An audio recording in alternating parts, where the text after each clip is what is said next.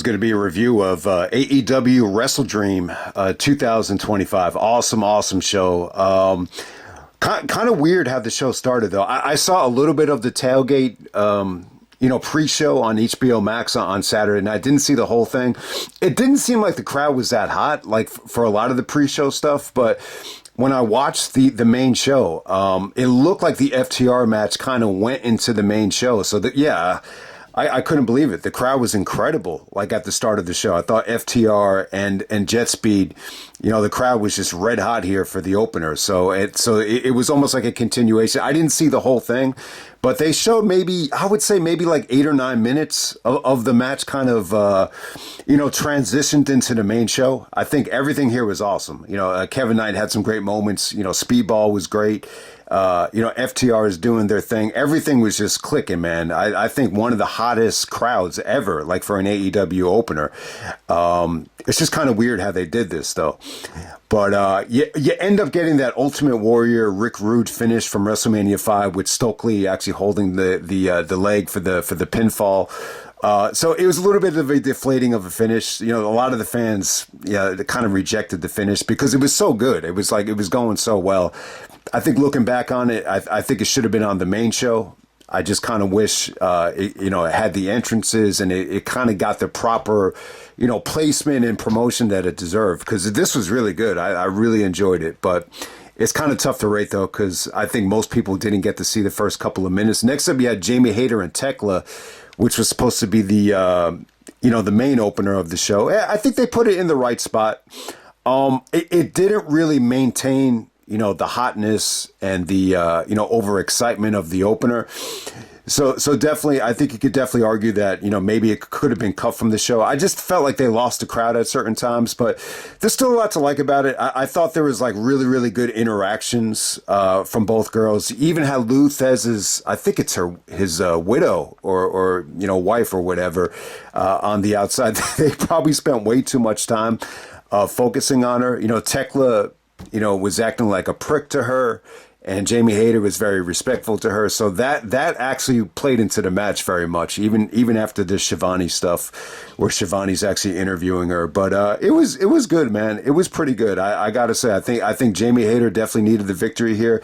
Everyone is banned from ringside, so you got a nice clean finish. I thought there was some really, really good interactions and facial expressions from Techla. Even her submission work, was awesome here. It's WrestleDream, so she busted out some really, really nice octopus stretches on Jamie Hayter. Hayter goes over with her discus lariat, which came off great. So good stuff. I wasn't blown away by it in terms of like the reaction of it, but it was good, man. I think it went exactly where it needed to go.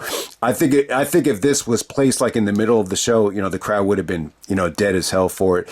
And next up, we had the Young Bucks taking on the Jurassic Express of Jack Perry and Luchasaurus, $500,000 in cash on the line. So, I'm glad that Cash is still alive in some form or fashion. So good match, man. I mean, awesome stuff.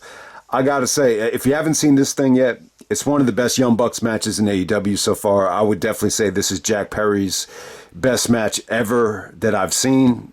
Singles, tag team, this is the best I think he ever looked. The Bucks went out of their way to put over Jack Perry and the Jurassic Express. It did not disappoint. It was awesome stuff. It was probably the toughest match to predict because, I definitely think like Jack Perry needed the victory here, especially because they're rebranding the Jurassic Express. So it definitely makes sense that they went over. I don't know. I just kind of felt like, the Bucks are really clicking on all cylinders right now. But I mean, it kind of opens the door up for the Bucks to turn face just by the way this ended. You had the big Kenny Omega, making the save, at the end of this thing. God, I can't even remember who came out and attacked, Jurassic Express at the end of this thing. But yeah, Kenny Omega definitely made the save. But the important thing is, I think the match is so good, though. It's really, really good. This is like vintage Bucks. I mean, everything that they did here, was pretty awesome. I mean, it really, really was. I mean, Perry had some great moments, just some great sequences here. I mean, the Bucks did some, incredible double super kicks in midair. to Jack Perry. They even kicked the crap out of Luchasaurus a couple of times. And, Luchasaurus did some double choke slams. There was some incredible stuff on the ring apron here. The kicking out of the V-triggers was incredible. And, I think everything about it was great. I mean, this is so good that you could argue it as the match of the night. It's really close. It's not as good, but it's almost as good as the Bucks versus Kenny Omega and Hangman Page from Revolution, which is almost over 5 years ago now. I mean, it's not that good, but it's pretty close though. I mean, this really did steal the show on the undercard. So definitely, I think the show got off to a really, really good start, no doubt about it. Next up, we had the Hurt Syndicate taking on Ricochet's stable with Bishop Khan and Toa Leona for the Trios Championship to determine the number one contenders for the Trios Championship. Tornado Trios match. I got to say, good stuff. I would actually say this is the best match they've had so far out of the three. I just thought this was entertaining from start to finish. It went better than expected. I thought the crowd was actually great here. Shelton took an awesome table bump off the steel steps from the Demand. I thought that came off awesome. So Shelton was kind of laid out for the first couple of minutes, but he made his big return. It looked like vintage Shelton Benjamin, man. I mean, even near 50 years old, I mean, this dude is still flying all over the place. The insecurities, the Tope Con Hilo from Shelton looked awesome. So Shelton had a lot of pop in his vertical jump tonight, which was good. I thought Lashley had a good performance. I mean, he was pretty dominant. MVP didn't look great, but the crowd was definitely with him. I think the balling, moment from MVP, it was probably one of the best moments of MVP's run in AEW so far. I just felt like the whole crowd was a little bit nostalgic about the, the balling, catchphrase or whatever you want to call it. But yeah, I think Ricochet had a good performance here. I think everybody looked good. And, the Hurt Syndicate, goes over, and they're going to be the number one contenders to take on the Op. So it should be cool to see them face other opponents down the road. I mean, you like to see Shelton in singles matches or even Lashley in singles matches, but it seems to me like they're a little bit more comfortable just kind of booking the Hurt Syndicate as a trio.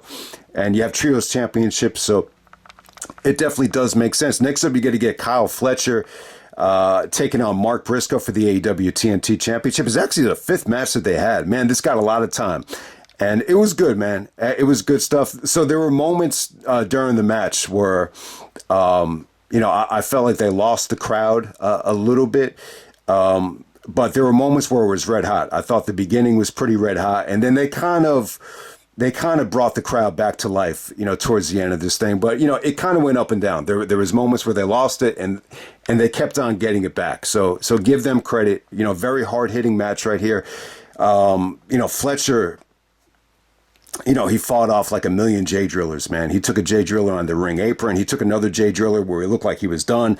And then he just barely gets his hand on the rope. It was an awesome rope break. Maybe the rope break of the year. I thought it was great stuff. And, Fletcher really, I kind of knew he was going to win this match. And, I forgot how many times these guys have wrestled. I mean, they wrestled in the Continental Classic. They've wrestled several times for the TNT Championship already. I would definitely, from what I've seen, I definitely think it's their best match so far. I thought Mark busted his ass. There was moments here where Mark kicked out, and it shocked the crowd. I mean, the crowd was a little bit in awe of Mark Briscoe's resilience. So it's definitely a great match for Mark. And I thought the ending was awesome. Fletcher actually hits the El Generico brainbuster off the top turnbuckle. And, definitely, Fletcher's definitely, he's very, very lean. He's tall. He's naturally athletic, naturally gifted, and he's putting on, more muscle and more size, to go along with his, just world-class athleticism. So great match from Fletcher. I kind of knew Fletcher was going to win because, it's kind of a, it's kind of something that you learn over the years. Like anytime someone does a major job in the main event of a pay-per-view and you put him in something a little bit lower on the card on the next pay-per-view, you kind of expect him to go over. And, you kind of, especially with the Don Callis situation, you actually had Okada, come up short tonight. So you want to kind of, maintain, the Don Callis family heat. So Fletcher does go over. All right, next up, we're going to get Kris Statlander taking on Timeless Toni Storm for the AEW Women's Championship. I would definitely say the most disappointing match of the night. It was, Let me say this about these AEW shows. I would say it's a little bit unnatural, to go crazy each and every match, especially when they all feel like every single match here feels like it could absolutely main event Dynamite. So it's a little bit unnatural. Like if you're in the crowd and you're going ape shit for every single match, you have to have somewhat of a screw loose. The casual normal person is not going to go crazy for everything. So definitely, I think the crowd was a little bit dead here for the most part, but it was still good. This was definitely a struggle. It wasn't the greatest women's AEW match of all time, like I was hoping for. They kind of went with a different approach here with Toni, just feeling like, she's at a transitional stage and she came up short. It was good though. I mean, I think the highlight of the match for me was when Statlander stayed away from the pile driver. And Excalibur had a really clever line. He said, Statlander's from not Staten Island, but Long Island, but still, she has to protect her neck, which is actually a Wu-Tang reference, because Wu-Tang's, breakthrough single was Protect Your Neck, and they're actually from Staten Island. But, Statlander is not from Staten Island, even though her last name starts with Stat. So I thought it was pretty clever that, Excalibur shouted that out. Because, Toni Storm does the, pile driver. So stayed away from it. And the ending was pretty cool, though. Statlander busted out this really awesome submission on Toni Storm's arms. And Toni Storm is like, just fucking kill me. Just fucking kill me. And, Statlander's able to, put this thing away. I think, I can't even remember what the move was. It might have been like a brain buster after the submission. And then Mercedes comes out and, interrupts Kris Statlander. So they're setting up a big Mercedes and Statlander match. So this is my issue with this. I think this was the worst part of the show.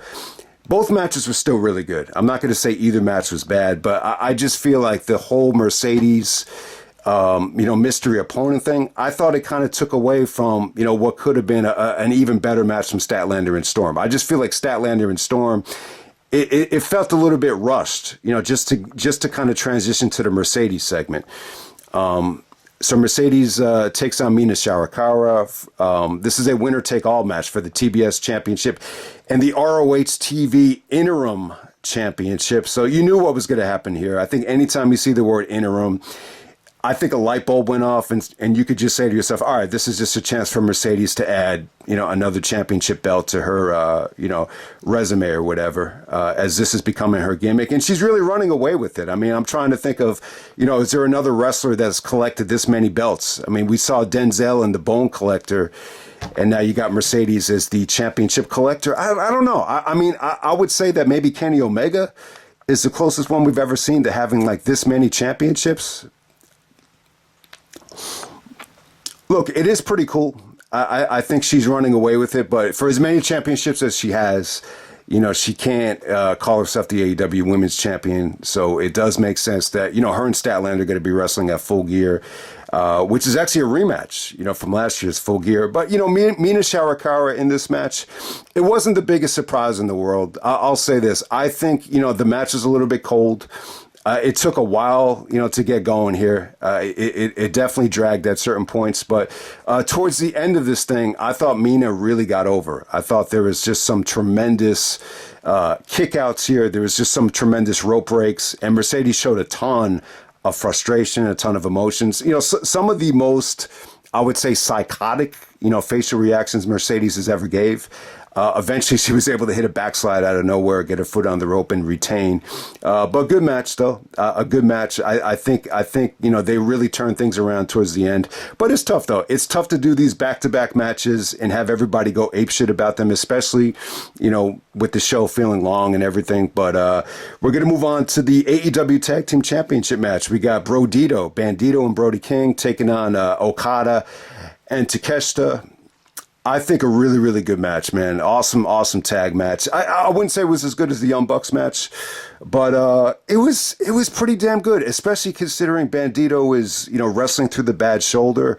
They worked over the shoulder, and even at the end of this thing, Bandito's able to hit a 21 plex on one shoulder, like a one-armed 21 plex to end this thing. So it was good stuff, man. I think, what you could take away from this match is Okda and Takeshita got in each other's way. There was some accidental hits between them. There was a lot of tension between them, which was good. I mean, you say to yourself, all right, so like Okada and Takeshita is going to happen at a certain point, especially with Takeshita being the IWGP champion.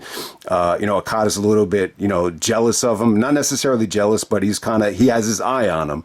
Like Takeshita could kind of, take away some of his shine. So I don't know. It could happen at Wrestle Kingdom. It should be interesting to see if this actually happens in New Japan, or if they wait till Forbidden Door, if it's an AEW match, because I think Okada and Takeshita, I think that matchup has a ton of buzz. They're definitely setting up a big Takeshita face turn. But if you haven't seen this match, Takeshita and Brodido, the same kind of chemistry that they had at Supercard of Honor, it was on full display here. I thought it was awesome stuff. Brody King had some great hot tags.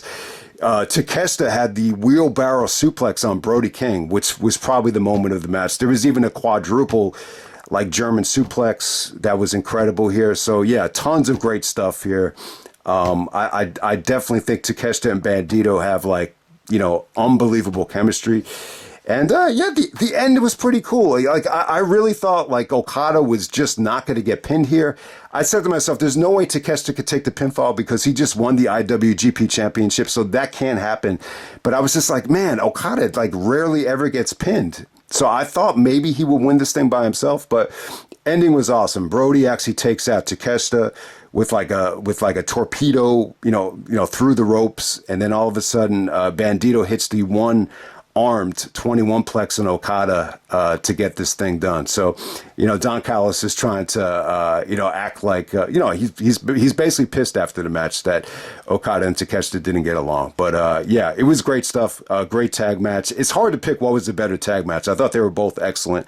Definitely the highlights of the night from a wrestling standpoint. And then we have Hangman Adam Page taking on Samoa Joe for the AEW World Championship. Pretty good stuff. It wasn't.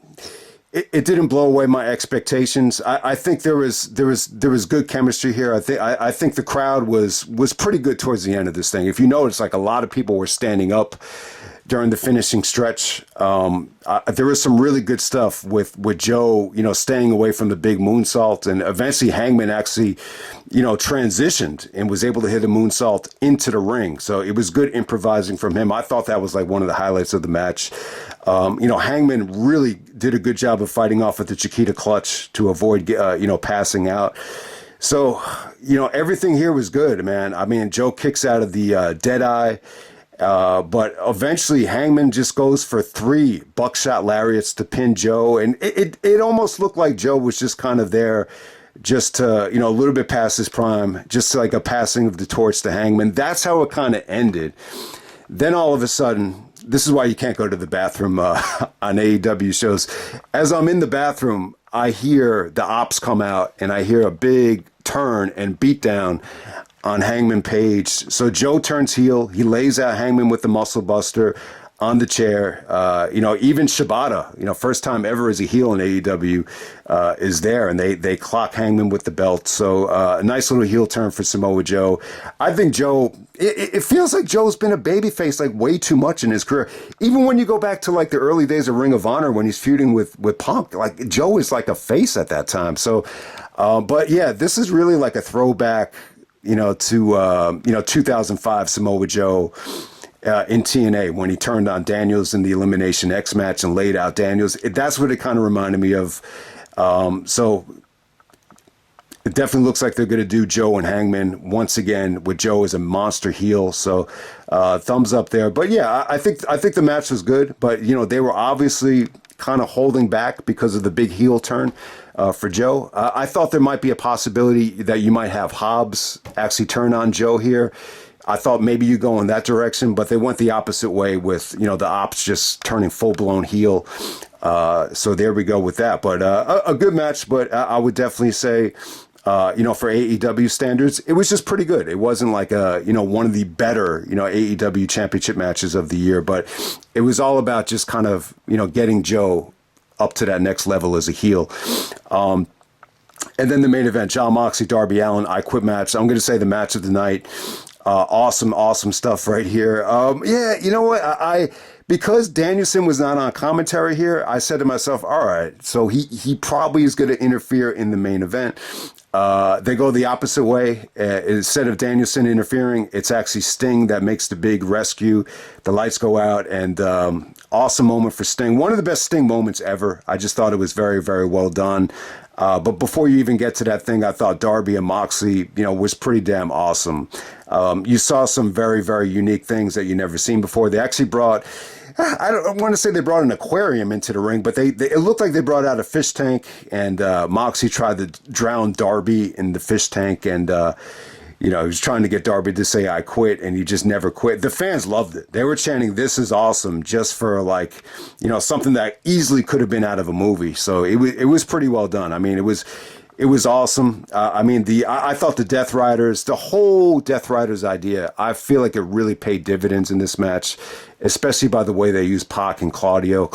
Claudio to Darby. I mean, you seen Darby take these incredible gorilla presses the last 3 pay-per-views, Forbidden Door into the cage, All Out into the coffin, and then Claudio he gorilla presses Darby onto the announce table, which was far as hell. Darby basically bounces like a basketball, when he hits the announce table. That was incredible. So Moxley actually brings out those wooden knife edge, pieces of wood, from Wembley. Remember a couple years ago, he used those at Wembley when they were sticking into his forehead. Here, he tries to penetrate Darby's fingernails with those, wooden, sharp edge, pieces of wood. I mean, that was crazy. Moxley does the Death Rider to Darby into a million tables, and yeah, even the submission stuff was great here. I thought they did a lot of great submission stuff. They kind of played off of the Hangman finish with the AEW flag. So Moxley fought out of that. So it made Moxley look strong that he didn't quit to that, multiple occasions in a row.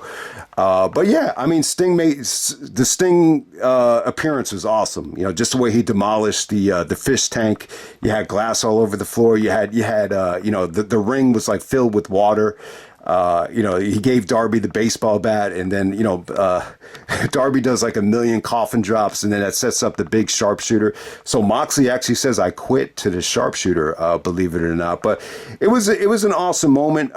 Look, if Danielson doesn't want to wrestle again, that's fine. I got a little bit excited because, AEW uploaded, the WrestleDream match with Moxley and Danielson. And it said, "Is this Danielson's last match?" with the big question mark. So I said to myself, man, are they just setting up a big Danielson return? But, it doesn't happen here. It could still happen. I mean, who knows? I guess Danielson didn't do commentary because, he didn't want to be biased. So you ended up getting Nigel on commentary. It'd be pretty cool to see Nigel and Danielson on commentary down the road. But I got to say, guys, the show was pretty awesome. I mean, it really was. It was a little bit long for me still. It was 4.5 hours. I mean, there were moments here, especially in the Mercedes match, where it definitely reached a point where, the show is just kind of dragging, for some people, especially for casual fans. But I'm telling you, man, the Young Bucks against Jurassic Express, one of the best matches of the year. I thought Fletcher and Mark Briscoe, I think this was one of Mark Briscoe's best singles matches. This is the best match I've seen him have before. I mean, it got time. It felt like a war. Very hard-hitting match. That is definitely 4.25 for me. The Brodido match against Okda and Takeshita, one of the best tag matches of the year. Not as good as Takeshita and Bandito, Supercard of Honor. Not match of the year, but it was still one of the best tag matches I think I've seen this year. And then Darby and Mox, definitely one of the best main events of the year. I would even put it above the coffin match. I would definitely say Moxley delivers, man. When you give him a hardcore stipulation, and you just don't give him a bland opponent. The Copeland match didn't go over that well. The NATO match didn't go over that well a couple years ago at Forbidden Door. But I feel like when you give him the right opponent and you give him the right stipulation, I'm never really disappointed with Moxley matches as long as they have the hardcore stipulations. So thumbs up there. But awesome show. I'll end it right there. That's WrestleDream 2025.